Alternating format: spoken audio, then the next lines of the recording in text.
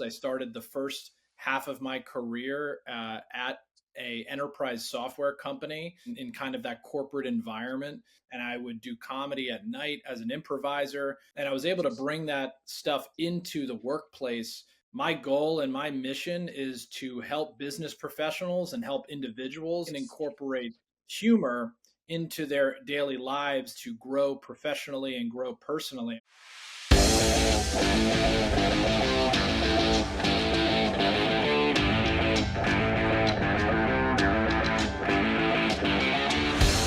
All right, welcome everybody to another famous episode of High Stakes with Steve Rozenberg.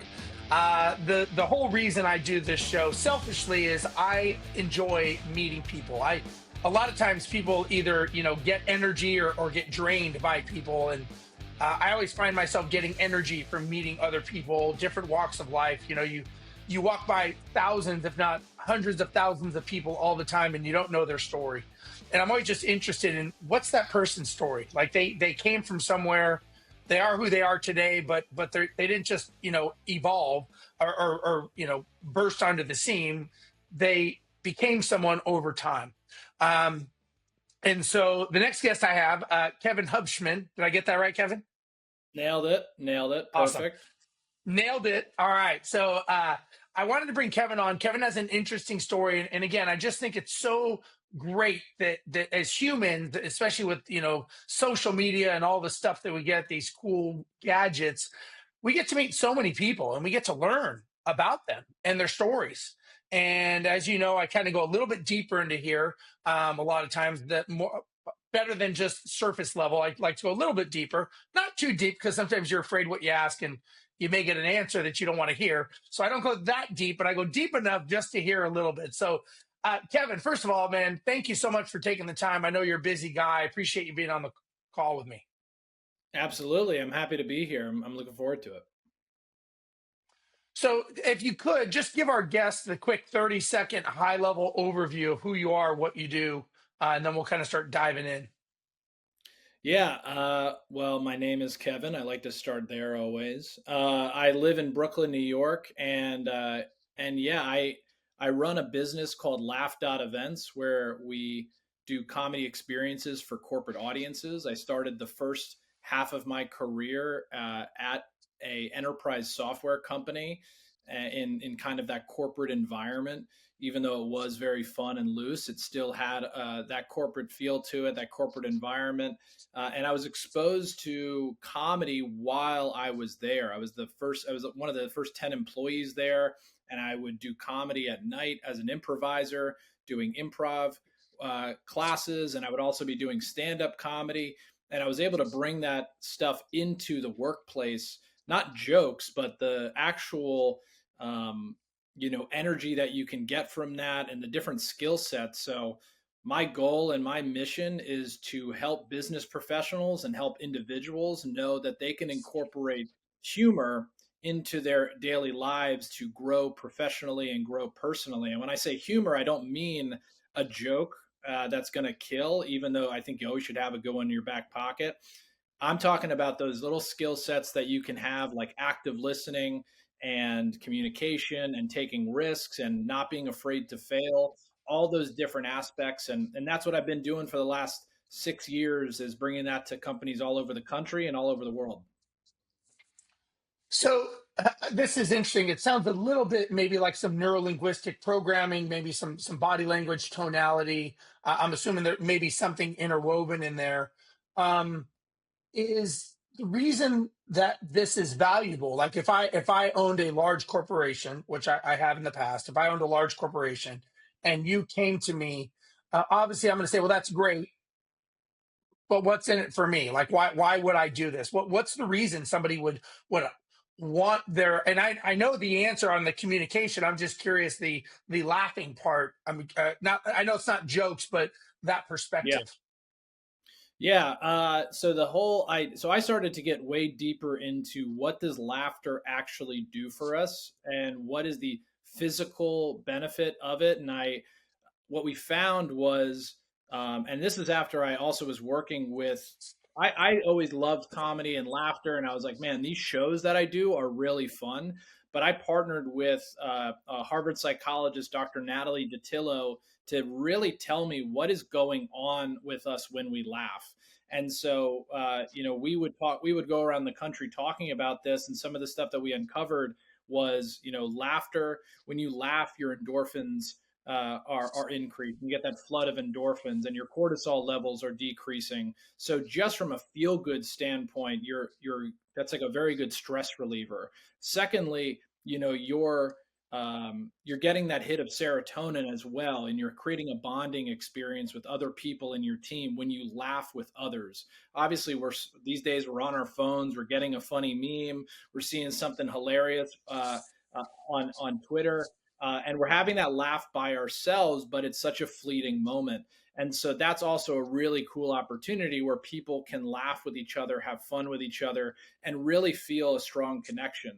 And another thing that we found was we were not just randomly doing something that is going to make people laugh, like, hey, this isn't a comedy show. This is something we call laughing and development, because the goal is we're going to take your team's company goals, or what are we trying to focus on this year, and we're going to tailor a applied improv workshop around what those goals are, so that your team is going to do these exercises that seemingly are so silly and funny and weird, that are bringing people's like authentic selves out, and like removing hierarchy and all that good stuff. And it's going to allow us to weave in why we were doing that in the first place. And when you laugh, it allows your memory to remember it better, and your brain remembers it better if you are learning something, and you're associating it with a laugh. So, with all of that aspect in mind, the goal of our workshops is not to get people to laugh more. At first, that's what it was. It's that laughing is just a byproduct of being real in the moment and being authentic and showing up and working at the top of your intelligence and having each other's back and all these different things that we're working towards incorporating. Laughter is just a byproduct of being present, and that's really a fun thing. It's not when someone says something funny, it's when you're listening to one another and you're hearing each other, and you get to share those moments. I have a ton of questions. This is so interesting. I've got my questions, but you just sparked a whole other world of questions. So, first question is, when you go into a business, right? I've been into some businesses where the culture obviously is either very, very good or very, very bad. I've Mhm. noticed that in cultures, in companies, when everybody is kind to one another, thanking them, being receptive, being open, is a much better environment, obviously, than going into other cultures where the owner's screaming, throwing shit all over the place, yelling. Is there a tie-in to kindness in a culture to laughter? Is that so? That's my first question to you. What I will say is that kindness is a result of support. And when people know that they are in a supportive environment where the other individual has their back, and that starts at the top, that's at leadership. You can have people that are nice and supportive in a Yeah. smaller group and kind of on a team. But if you are not creating an environment that like people can say stuff and share ideas, and it's not met with language like but or no, these words that really can like derail momentum. And also what you said, which is should never happen, is screaming. What are these precedents that are being set by leadership? And so, yeah, I would say that like kindness is a result of creating an environment where people feel comfortable enough with each other to lead with support, have each other's back, know that hey, if you make a mistake, it's not the end of the world, and we're going to move through it together. And we actually want you to make mistakes. We want you to learn from those mistakes, more importantly. And this is an environment where that's what we're going to do. We're not going to, I think the environment that you explained, a lot of people are like, we're trying to teach you not to mess up. And that is not a way to teach anyone. You need to teach someone that it's okay to try and it's okay to make mistakes, and we're going to be there as leadership and management to help you evaluate those mistakes that you made and those failures that you have, so that you try not to make that same mistake again. And even if you do, and it didn't derail the company or something, how can we help you continue to invest in you? And I think that's what you see too, is kindness, is like, we're also investing in your growth.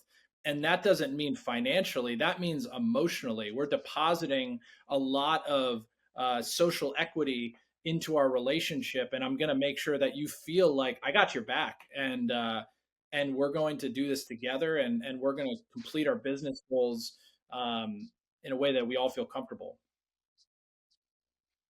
I think that, as a business in general, and this, as you said, I think it's, like a fish, it stinks from the head down. Leadership starts from the top and cascades down. And it's the old adage, you give a smile, you get a smile. You throw a punch, you get a punch, right? Is now, I remember back in the days when I was doing training for my team members, one-on-one training and coaching, as well as me teaching my high-level clients. Literally, when you answer the phone, have a smile on your face. Like literally, raise your eyebrows. Welcome, thank you so much. Be excited, be engaging, because that transfers, through the phone. Obviously, is this in line with what you are professing, what you teach people as far as the body language and tonality you had mentioned? Absolutely. I mean, I think I was just writing about this on our newsletter. We have a newsletter called Laugh RX, where we try to teach people that a lot of the skills that comedians use on stage can really impact you professionally, and that you can take those. And one of those is exactly what you said, is like, how are you delivering information, and are you delivering it with that energy and in that positivity? And I think that changing just with a smile, I mean, they call it the smile effect. It's this Harvard psychologist, Amy Cuddy, and she calls it power posing. And it's when you act confident and positive, your psychology starts to match, or your physiology rather starts to match, what you're actually projecting. So it's these opportunities where you're giving really positive emotional energy, you're changing how your audience is actually receiving the information. And that's just like in comedy. I used to go up when I would perform stand-up comedy, I would go up on stage, and I would have people being like, "You don't look like you're having that much fun up there." And it's because I got so focused on like what I was saying, and I wanted the jokes to be perfect, and I stopped thinking about how I was saying it. And so I started to kind of remove the idea that this audience is here to have fun, and I need to project that fun. And I don't think that's any different than messages that you're trying to send to anyone, whether you're talking to a group of 500 people, or you're talking to a room full of 5 people, or even one-on-one. How you say something can change how people receive the information. And when you have a smile, you're going to I think your completely. phone might have picked up your microphone again.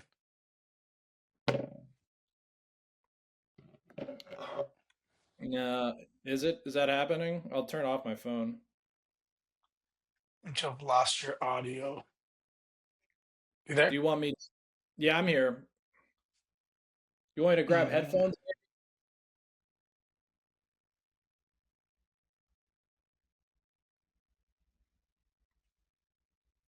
Can you hear me? Yeah, I can hear you.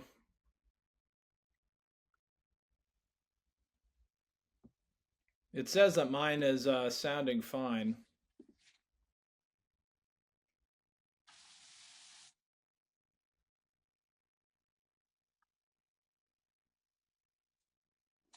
I seem to have lost you, my friend. I can see you. Can you hear? Can you see I me and can hear see. me? Yep, I can hear you now. I can hear you now. So I'll just have them mark that. Um, all right. So we'll clap here. Um, okay. So here's a question, and this is something again. We're taking a couple of turns because this is very intriguing to me. I remember reading a book called Persuasion by I believe it was Robert Cialdini, and he talked about how if I gave you a warm cup of coffee in your hand and then asked you to do something, the result was much different than me giving you a cold cup in your hand. And so, again, this is so intriguing to me because many people don't have these discussions at this level where someone's go, oh, this guy's a comedian. He juggles or whatever they think you may do when you come in, and it is so far from that, and the dynamics of the human psyche. So I guess let me ask you this: would you consider yourself a funny guy? Is that, I mean, because it based on the name of what you do, it sounds like you would be considered that, but is that what you would call yourself? I mean, I have had people say that I'm a funny guy. I like to think that humor is only subjective uh, if you are trying to tell jokes. I think that humor really is being present and kind of going with the flow of a conversation. So I would say that am I a funny guy in the sense that I can tell you a great joke and a knock knock joke or a set, whatever it may be. That's up for you to decide if you like what I'm going to say and if it resonates with you. But would I say that I'm a funny guy and that I'm going to listen to what you're saying and I'm going to build off of what you're saying and I'm going to try to make what we're doing right now be a joint product of a fun time. That is my goal, and I think that that's what allows me to have humor and inject humor in what I do, is because I'm just dialed in on trying to actively listen to what you're saying, not trying to say, hey, what's next on my brain. There's a phrase in improv that I love called "F your good idea," and it's something that I have actually I have it posted on my computer to remind me when I'm doing calls with clients, which is like you got to stop thinking about what you're going to say and you have to start listening to what the other person is going to say and allow yourself to sweep that idea you have under the rug so that you can build off of the thing that's in front of you. And I think that is what makes someone a funny guy or a funny person to be around. And it's not necessarily the jokes that they have canned, even though there's a time and a place for those to rip. Sure. So let's talk a little bit about your journey as to who you are today. Are there parts that nobody claps for, that nobody knows about, but changed the direction of your life? You mean specifically parts in like what we do, what we've done on stage and things like that? Just you as a person, that obviously you've obviously had a lot of success and you've came from a different direction. It seems like you had made a change. Was there anything that precipitated that change as to who you are today that nobody knows Yes, about? I would say that there is a quote that I love and a moment that I remember having where my boss would tell me I was doing a sales call with him, and I used to come to work with a very like I called it my 9 to 5 personality. And it was this buttoned up version of myself where I wanted people to take me seriously. But this guy knew what I was like outside of work. And so he knew that like we could banter and we could have fun and things were loose. And he listened to a sales call of mine and it went fine. The client, what felt like it felt very, normal sales call to me. Um, but my manager, when we hung up the phone, I was like, what do you think of that? And he said, leans back in his chair and he's like, stop being so salesman and start being more Hubschmann. And it was this moment where I was like, damn, this guy thinks I'm being two different people. And I really was. I was kind of leaving that 5 to 9 personality, which was a way more engaging and, showing up for people like as my authentic self. And that was a moment where I did have this change where I was like, what am I doing? Like, why can't I come to work the same way that I show up at a family gathering or the same way that I show up in front of my friends and I've built their trust? How can I work more to incorporate that into my life? And so that was a really big wake up where, the sales call went whatever. It was probably didn't go well. It was probably felt very transactional.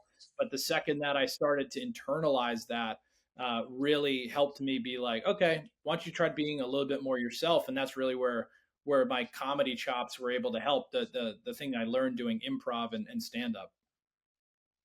So is there something inside of you that you had to let go of to step into a new identity? You've got to shave off a past identity. Is there someone or something, that a belief pattern that you had to stop believing in to become the new person that, you know, to be the person that you are now? Yeah, I'd say that I always was what you would consider the class clown. And that's what people would say, like, oh, there's Kevin, like he's always being funny or he's trying to be funny, and he's trying to be silly. And, that would force people, I felt like when I was growing up, to kind of box me in, and box me into this type of person. I think that's what created my 9 to 5 personality. And I think when I started to give my younger self a hug and throw my arm around them and say, that wasn't you being the class clown, that was just you being yourself. And there is not, you have to grow up, you have to grow in to being confident that that is who that person is within you. And you also have this other set of skills that are, connecting with people from a business uh, perspective and have these business skills. And it's also okay to have that. They called it a clown and a class clown, but really it was just me trying to connect with people in my own way and figuring that out. So I think that that is definitely this moment that I had to shave off and say, hey, don't grow up, grow in. Interesting. So let me ask you this: if you did not shift as that person and you didn't choose that path, where do you think you'd be today? If I didn't try to take a more professional approach, and I tried to just go down that route, I don't really know, because it's like, would I have gone full blown into comedy and tried to become a stand up comedian? Maybe I would be on SNL right now. Maybe I would be touring the country doing comedy because I leaned so hard into it. But that also was something I sort of needed to hear to start to work out another muscle of mine, that was this taking myself seriously as a business professional, knowing that I had other stuff to give into the world. And that made me kind of really work harder for myself, and really try to work that muscle out. And so I think if I that was encouraged, yeah, that would have been nice and great. But I would not do anything different now, because I wouldn't have had the experiences that have allowed me to explore my creativity in a different way than just telling jokes. I explore my creativity through running different businesses and working with different people. And I don't think I would have had that opportunity had I just followed that one path. And I think it's allowed me to be a lot more of a well-rounded person. So I'd like to talk a little bit about success and your perception of success. I'm assuming it has evolved, right? As all of us, we get older, we start thinking differently about what success means to us. Our 20s, maybe a car or something, money, and then as we evolve, maybe it's time with family. Is there a person of you of the past that had a belief about success that, had you kept going down that path, could have ruined you based on your beliefs back then? Yeah, I think I grew up in that Zuckerberg era, right, where it was like, hey, you're gonna start a company and you're gonna make a bunch of money, and you should, that's the path. Like, you want to start a business and get rich, and that was the whole component of it all. And I think that that was something that was such a storybook and a one of one type of thing, maybe one of 10 of people that have kind of accomplished that. And I think that was kind of a path that I was interested in going down. And then I actually started, when I was in that mindset, I started working at another company, and I found out, oh my gosh, I love being around all of these really smart people. And that was something that I started to value. And once I kind of said, like, oh, well, I do like working for myself, but what do I like working about for myself? I like the freedom that I get, but I also really love being around super smart people that know so much more than I do in so many different things. and I started to realize how much more I really enjoyed, working with other people and not being so isolated. Now, what is the version of success that you're like? What are you chasing now? What's that version of you? I think my version of success is continuing to have freedom and continuing to have opportunity to make mistakes in an environment where I can learn from it. And I think that what's very fun about doing stand up as a hobby and doing stand up as incorporating it into my business and my world is um, it's something that never stops. You can work on a joke for 20, 30 years, and it could keep changing, and you could work on a set and all these different things. And that is a really fun thing to chase. And so what I would say is like, what is success for me? It's continuing to have the opportunity to have that freedom to be curious and stay curious and really be satisfied, not with anything physical, any material things, but giving myself enough of a runway to continue to learn and be curious and grow as an individual, because I think that's the most important thing. So when it comes to freedom, we'll say freedom, and what would you say is the difference of how you would define it today, the Kevin of today, the one I'm talking to, and the Kevin of, let's say, 5 years ago? Is there a difference? I'd say the Kevin of 5 years ago was very focused on accomplishing a goal in one way. And the Kevin of today is really interested in experimenting and trying different ways. And as a business owner, I didn't realize when I started my business that there were a lot of different ways to skin a cat. And I think as I now have gone through a tremendous amount of ups and downs, it's allowed me to understand that like really it is the journey and it is experimenting with a ton of different things, whether that's advertisement or content marketing um, or in-person events, whatever it might be. I think that you don't know unless you give it a shot and you try all these different things and just use that data to pile on small wins, and those small wins really add up. And so yeah, I would tell myself 5 years ago, strap in, you're going to learn a lot, take a little bit more risk than you're doing, but know that the cliche, it's the journey, not the destination. Yeah, that's awesome. And I think that, as we will say mature, we'll use that word, as we mature, we start learning things that we go like, wow, I wish somebody would have told me that back then. I wish I would have had the smarts to listen. As you said, listening is a skill set, it's a muscle that you learn.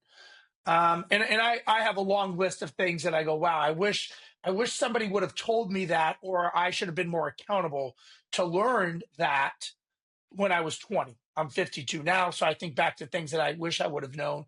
Um, is there anything you look back on and you wish that there was a truth when you were growing up that somebody would have told you, and not to make more money or to be happier, but just something that you're like, man, I wish I would have known that. I think maybe invest in Bitcoin is the first thing that comes to mind. um, Smart. but And Tesla. I would totally Marty McFly this and get that almanac. Um, Yes. but yeah, I mean, you know what I would say that I wish I learned, and people told me this, but was like, read more. And I think I didn't learn to love to read until until the pandemic, actually. And it was not until I had a lot of free time and I started to kind of know why I was reading. I think my whole life I was assigned reading. You're always assigned reading books, whether it was English class or like this summer, I'm given a list of like 10 books I have to read. And I'm like, I don't want to do this. And, I think that I didn't understand why I was reading, so I didn't like it. and I felt like I was always doing it for other people. And now when I read, I immerse myself in certain topics. Like I'm a huge comedy nerd. So I just read Lauren Michaels' biography, which I absolutely loved and ran through it. It's like a 700-page book. And if you told me I would have read a Wow. 700-page book, um, like back in the day, I would have been like, man, like what was that? And why would you have done that? That sounds like a huge waste of time because I didn't know what the content was, but I love becoming more of a domain expert by educating myself and knowing everything and pulling stuff that's not just out of my brain. It's from, or not random, it's from something that I learned. So that's what I would say is like find a topic you love and immerse yourself in it. And now we live in a world where like you can do audiobooks and you can do accompanying podcasts and like you can become and you can do YouTube videos. You can see the stuff that they're talking about in the book. Obviously, I'm talking a lot about, nonfiction stuff, but like I think that is definitely something that I wish at a younger age I was a bit more of a voracious reader. And I think that this generation is very lucky to grow up in a time where you can consume in so many different ways, long form specifically, and that really can help educate yourself. Yeah, I think when I think back, I think I would have. I don't want to say wish is probably not the right word. I regret that I never gave myself permission to be more aggressive towards my goals. And I was I was second youngest person hired by a major international airline as an airline pilot at 25 years old. And I've done some things, but I kind of stopped there. And I always think back, I wish I would have given myself permission to go into places that I didn't consider myself an expert in and start over and say, okay, I'm going to be a basic student and I'm going to learn this now. You mentioned books, and I thought of something as you were talking. I always tell people I think life is like a book, right? And books are made of chapters. Chapters begin and chapters end. And I think our 20s are a chapter, 30, sometimes military, college. All these things are chapters in our lives that begin and end. And I think one of the challenges that people have is they try to carry on a chapter when it should have ended. And they drag it out because they think it's just got to be dragged behind the car for about 20 miles, like the movie Vacation with the poor dog, before they end that chapter in something. What chapter are you in? A chapter, right? Well, I guess dumb question. We're all in a chapter, but what chapter are you in?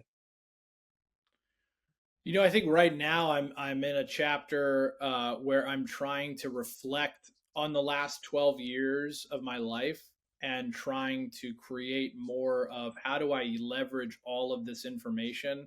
I think I'm kind of in a new book, to be perfectly honest with you. I'm in part two of my book, and I think that that's the chapter that I'm beginning, which is how can I leverage my career thus far, whereas like it's 6+ years and a really high energy enterprise software startup, to 6 years in the comedy business, and how do I, specifically in corporate comedy, and how do I merge both of those worlds together? How do I take all the learnings I've had from the last 12 chapters, and how do I create a 13th chapter that is a new book? Because that book is saying, how can we help educate other people that skills that I've learned on both part one and part two of my journey now have lessons that can find like what's the Venn diagram of all of those things, and how can I merge my comedy work with my business skills work, because I've been a business owner, or I mean I owned part of the business that I used to work at, so I've technically been a business owner for 12 years. So that is so valuable. And I've been doing comedy and been in the corporate world. So, that's the chapter that I'm in, is saying, how do I use all the data that I have, and how do I take a pause right now and do a lot of reflection of saying what's working, what's not working, what am I interested in, what am I not interested in, what do I want to double down on or educate myself in, and also what's my voice, what do I want to say to other people, do I have a message to give, and that opportunity to share that message. So I'd say that's the stage I'm in. It's a whole new book. It's a different chapter completely because it's different than what I've had so far. Yeah, I like that. That's well said. Let me ask you. They say statistically, and I don't know if this is a true number or if it's skewed, but they say 96% of businesses will go out of business in the first 10 years, which means only 4% will survive that. Whether that's a hard fact number, I don't know. But let me ask you, and you work with businesses, you work with companies, if you were speaking to the person who is stuck right now in that survival mode, is there something that they need to hear from you, that if they could talk to you and if there was an action they could take or a thing they could say or a mindset, what would that be? It's so much easier said than done, when you're in that trough, it's very hard to be like, yeah, you don't even know what I'm going through. So I'd say everything is different, but the first thing I would start off is, how lean are you? Can you get leaner? How many, like, what is your overhead? What are you doing something that is preventing you? Are you making emotional decisions over really strong business decisions? And are you scared of making this change that could end up having a lot of success? Going back to that failure component, but again, it's higher stakes when you're running a business. Your whole life can change, your lifestyle can change. So that's where I would start first. Is like, how lean are we? Can we get leaner? Is this as lean as we can be? And then the next thing that I would go to is be like, okay, how are we acquiring our customers? And like, what does that funnel look like? Do we have a strong funnel that we can lean on? Because if suddenly in this ever changing world of how people are searching for stuff or using AI to help make their decisions, like, this is a time to going back to what I said earlier, like, experiment. So like, where are they call it search everywhere optimization instead of search engine optimization, because it's like, where are your customers? Everyone's in these different pockets, and the way that you were doing something for the last decade has now changed overnight. So find out where you can get leaner with unique processes and change things, and then also find out, is that funnel that you leaned on your whole business career of however you were doing it, just because it worked 10 years for the last 10 years does not mean it's going to work for the next 2 years. So I think that those are the kind of two things I'd focus on. That's awesome, man. That is good advice. I think that's solid advice, and I think if you're listening and you are stuck and you're having some challenges, I think that's a good way to start. Um, Kevin, this has been great, man. I really, really appreciate you bring a different dynamic, and it's really refreshing to hear what you're doing. That you're. It sounds to me like you have a servant mentality. You're trying to help people. You're trying to help businesses. If somebody wants to get a hold of you, talk to you, or even hire you, how do they do that? I'd say start off by connecting with me on LinkedIn, and I share a lot of stuff on there. But we also have a great newsletter where I talk a lot about the stuff I said today. It's called Laugh RX. You can go to laughrx.laugh.events, and then our website is laugh.events. So those are definitely the three main places. And yeah, I'd love to work with anybody, whether that's on a coaching level, which we do, or if it's on a more corporate level with workshops for your team. I love it. That is great, and definitely worth the time to look Kevin up, follow him, like him, subscribe to him, learn from him. All of that. It's as Kevin had said. There's so much knowledge and information. You're talking to millionaires and billionaires every day in your car, on the train, while you're working out, and you get this knowledge that I don't want to say I had it harder. We didn't have that ability. I'm fortunate enough to be able to have it now and have these great conversations with people like Kevin and other people, because I think that's what life's about. I think it's all about communication. It's all about getting to know one another, and it's about learning from each other. So everybody, on behalf of Kevin and myself, I want to thank you for another amazing episode on High Stakes with Steve Rozenberg. Appreciate everyone being here, and we will catch you next week, same time, same place. See you guys then. Bye-bye.